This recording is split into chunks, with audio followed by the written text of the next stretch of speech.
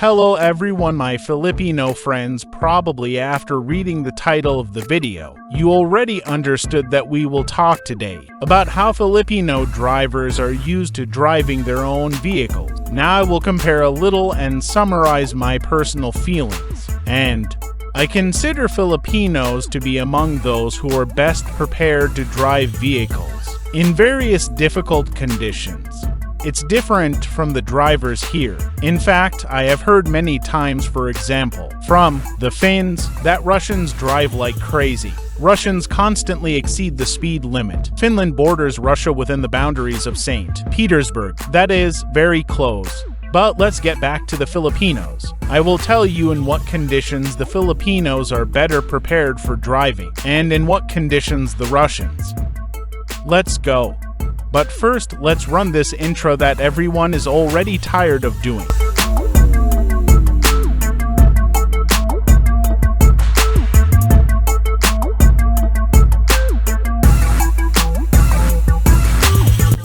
Look, Russians and Filipinos are in completely different driving conditions, both in weather conditions and in conditions of heavy traffic, and strictness for violation of traffic rules and all that, and also for both drivers and pedestrians, as well as education of human behavior as a road user, both for the driver and for the pedestrian. When I'm in the Philippines, I see that there is a lot of different types of transport and everyone is moving somewhere. Sometimes they drive in a chaotic manner, and it seems that many often ignore traffic lights and pass each other as if purely intuitively or out of habit. Pedestrians suddenly step out onto the road, where it is not allowed.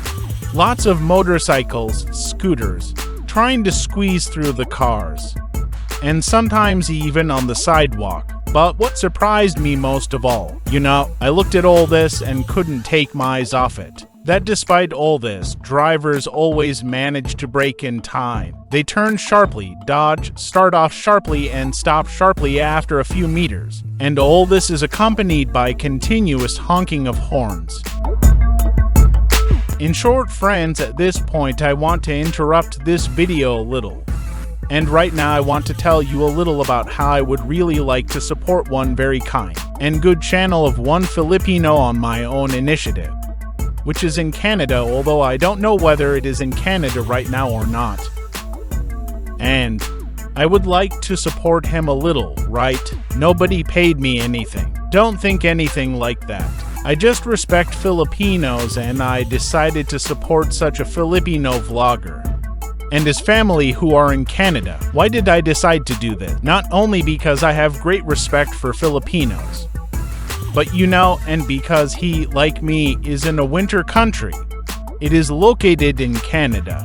Canada is almost the same climate as in Russia, with the only difference being that in some areas of Russia it is colder.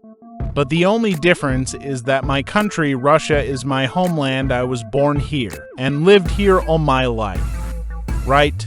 But he's kind of there as a guest. Yes, I understand maybe he has relatives there or something else. But the fact is that he is not in the Philippines, but in a foreign country, and is vlogging about it, and this is worthy of praise and respect. Subscribe to him. I will leave a link to his channel in the description under the video.